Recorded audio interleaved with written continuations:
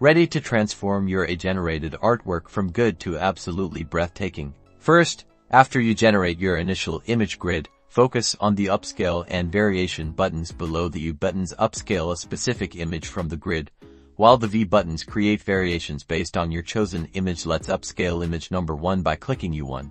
Now that we have an upscaled image, you'll see more editing options. The Make Variations button generates similar images with subtle differences. Upscale to max enhances the resolution even further.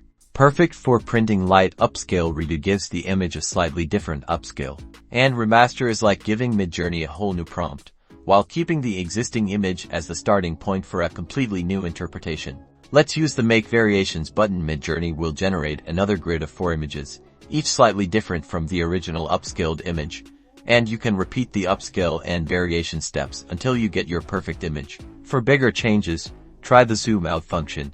It allows to expand the image beyond its original boundaries for specific adjustments.